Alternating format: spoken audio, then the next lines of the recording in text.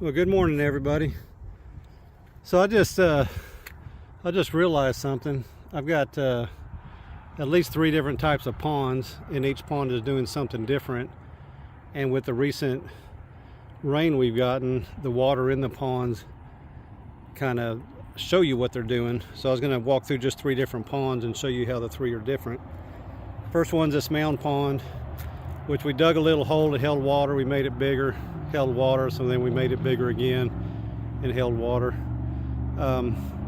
This is all clay, so we'll call this a sealed pond. It's literally just a sealed pond. It could be clay, it could be a rubber liner, whatever, but a sealed pond. And just talk about what that pond does. I mean, it's doing very little to actually hydrate the soil, putting water in the ground. And if you know my channel, that's what I'm obsessed about, is getting water in the ground. Anyway, so very little water goes in the ground, and all the water that goes into it is surface runoff. And in this case, this is my deep root zone over here, and consider this like a roof area with a water tank. You just got all this roof area here, and it just comes down and fills the pond. And I was amazed at how quick this one does fill up. I mean, it takes very little rain to actually fill it up. Now, I did cheat the system a little bit, and right here, I mean, you can see all this grass that came up. That is like a trench I dug up, so even water coming down from over here is going to hit this trench and come down. So I increased the roof area basically. But in a pond like this, you're getting, like I said, no seepage, very little seepage in the ground. The water is all surface runoff, so it's only as good as what's uphill from it. But like I said, I've got native stuff up here, so I'm happy with it. So I'm going to call this clean water. Then let me go show you another pond that's doing something completely different. So I said I was going to do this. We're basically on my diagonal flow. So I've got a pocket pond there, a pocket pond here, and then we've got this pocket pond. I'm just going to pan around, and it just goes diagonal through my property. I mean, the fence line is over here going straight, turns 90 degrees to the highway. So the highway is a highway flow. My main ponds are coming down this way, probably 100 yards past this tree line. It's coming down this way. And then this diagonal flow, they all kind of meet at the corner at the grim tree. I'm just trying to get a perspective on everything. But this is my horse pocket pond, also called my backyard pocket pond. Like I said, it's on the diagonal flow. I'm probably going to redirect it, but right now where these rocks are is a pocket pond. It overflows and comes into here. I'm going to redirect that so it's not going into here, because look at the water in there. I mean, the sole reason I built this was my horses, my wife's horses. Little sacrifice area over here. I mean, we do let them out a lot, but when they got to stay put, they're kept over here. And so there's manure on the ground, there's hay on the ground, and when it rains, all that manure just washes out. I think you can see the little trench right here. So all that manure water is coming down here, following in this hole, and a 1-inch rain event won't overflow it, so it's catching it all. But that 3-inch rain event, the big rain event, of course, it overflowed. But at that point, it's so diluted. Anyway, so I wanted to catch this and sink it into the ground. So it's not a sealed pond, it's not a keyed dam, it's not anything. It's just a hole dug into the ground. I want the water to soak in. I want those nutrients to soak in. And it's eventually going to fill up. And I can take either my skid steer. I mean, I actually dug this out initially with my skid steer. You can see this is the way I came in. Anyway, I can go in there, scoop it out, or get the excavator to scoop it out and put it on my pasture. But this is just one of those things that, just trying to capture the nutrient overflow off my property. Like I said, because it's doing such a good job. I mean, the color difference is amazing, isn't it? I mean, looking at this and looking at that Mound pond, I mean, big difference. That's why I wanted to film it now. So anyway, but so it's catching the nutrients, building it up so I can collect it and use it, but it's also soaking the water into the ground, which is hydrating the soil, which is kind of what I'm about. So, when you're looking at ponds, most people, when they think about ponds, it's something to go fishing in, something to go swimming in. And you can have a fishing and swimming pond that can also hydrate the ground too, and that's where we're gonna finish up on the third pond here. We're gonna go take a look at. Okay, so now I'm at actually a pair of ponds, but let me get us set geographically. This is my paved road. We're on the main water flow. This fence right here, I mean, it basically goes all the way down to the highway. It just goes downhill from it. So my main flow just goes all the way down to the highway. So we're on the left side. And then if you go down to the highway and make a right, go all the way along the highway, we're gonna have the mobile home way down there. That's the highway flow. It comes down. The last two ponds I just showed you is the diagonal flow. So it's actually cutting diagonal through the property, and it meets at that intersection where the main flow and the highway flow meet. Just trying to get geographically, but the land's sloping this way. It's also sloping this way. As you can tell from the terrace, it's sloping this way. So it's kind of I call it a diagonal slope, if that makes sense. But back to the point. So Zach Weiss with Elemental Ecosystems built this. This is and he built it as a pair. So basically like my horse pocket pond, this is actually a sediment pond. This pond is made to take the dirty water. And just to give you an example, this neighbor here, he moved away, he's coming back, but he had 2 horses, and this was all just bare dirt from the 2 horses. That's what horses do. If you don't want any grass, get horses.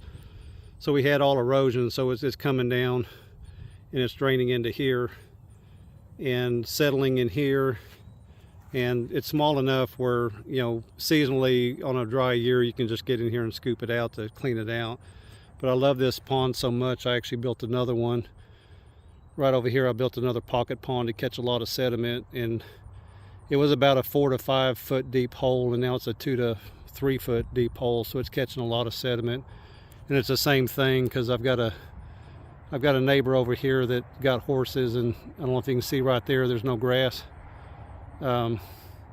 Anyway, so all his topsoil is running into the ditch, coming across here, and then cutting through the culvert and coming into there and settling, and it's there. Like I said, it's been filling up real quick. Anyway, back to the topic here. So this is made to collect the sediment, and it's made to overflow into the new pond. And it's designed, we've got rocks, big rocks, and we got gravel between the rocks, and the water comes out, and I'm talking about on a slow fall. I mean, the 3-inch rain, I mean, if y'all saw it, it was a gusher, but it's filtering it. I mean, either sediment's dropping out here, falling down, or this gravel's catching it. So we have cleaner water coming out at the other end. Now I'm going to go ahead and show you a top view of these 2 ponds right when it was built, and you can see the color difference of the 2, and it's pretty amazing. But here we go, 3, 2, 1, boom.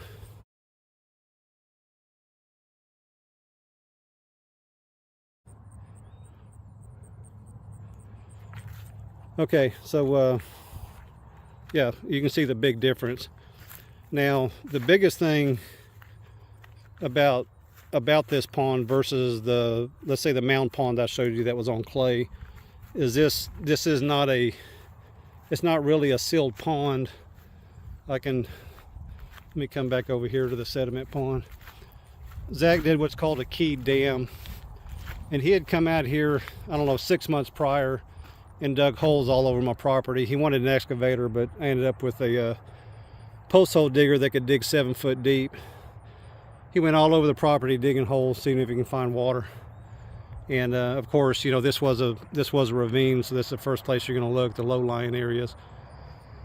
Anyway, so he drilled down and he saw water at basically 7 feet deep. And what was happening is there's this clay layer 7 feet deep, and it's like an underground river.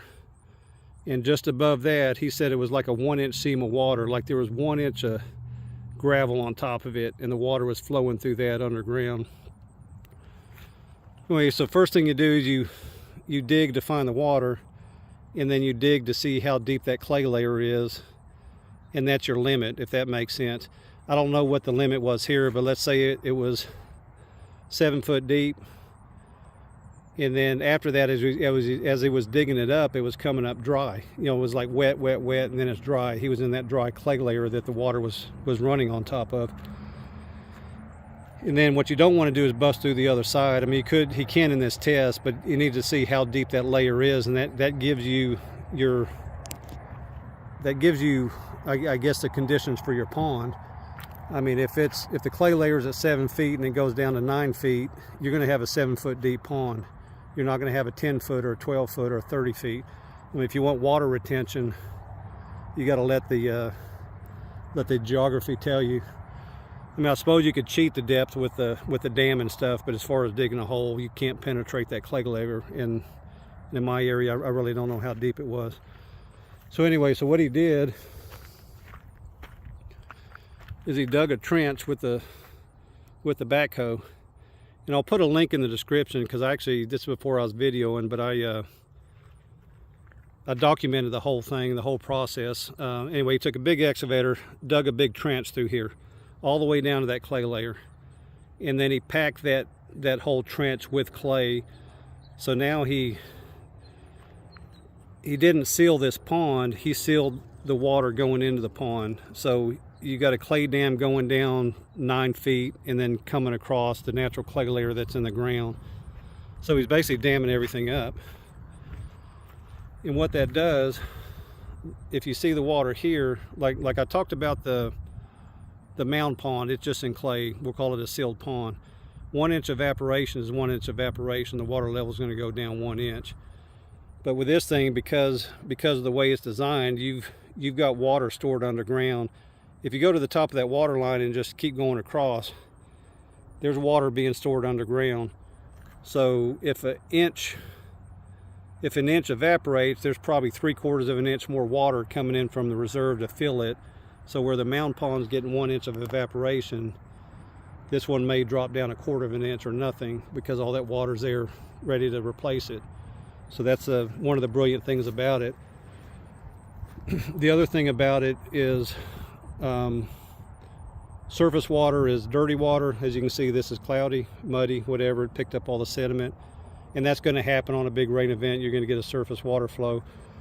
But when all the rain stops, and I'm going to kind of show you what I think is happening here, but we got these hills up here, and before this pond was built, it was just a ravine, and I would have seepage, like water coming out of the ground, and my record was about 6 weeks. Well, in that 6 weeks, what happened, we had a big rain event, and I'm talking about, you know, up in San Marcos, Texas, the San Marcos River flooded, houses got like swept off the banks, people are in their houses getting swept down the river and dying. It was a big event, but it was like 12 inches of rain in a week. So during that event, you know, the water's hitting on top of that hill, and let's say that's a mile away. It took 6 weeks. This is my theory. It took 6 weeks for it to fall down, hit that clay layer, and just travel onto my property. So in that 6 weeks, I had 6 weeks of seepage over here where this pond is, where he built the pond. Anyway, after the 6 weeks, it starts drying up, and it was all that water just slowly traveling down. Anyway, so when that's happening, though, what you're getting in your pond is very clean water. It's underground. It's water coming from the underground. It's filtered. It's cleaned by earth. I mean, it's, you know, water you could probably drink. Although I don't know that 8 foot deep is deep enough. I think probably 20 feet or deeper, you're talking about drinking water. I mean, I don't know stuff like that, but the point is, so when we first built this system, we had one of those big rain events, and then all of a sudden, this pond here, it was growing. I mean, in 2 or 3 weeks, there was no rain, but the water was just coming up and up and up, real slow. I'm talking about ½ inch a day kind of thing. And it was such a beautiful thing, because it was coming up, and eventually just overflowed. And then another day, the water at the overflow would be 10 foot further, and then another day 10 foot further. And it was beautiful. And what it was doing, so it was this underground water coming in, it was pushing the dirty water out, bringing clear water in, and then the flow stopped. I mean, like I said, 6 weeks, based on my observations from being here for 10 or 15 years, of the standing water I had here. And then it started going backwards about the same rate, about 1 inch a day, backwards, backwards, backwards, backwards, you know, but it was pretty cool.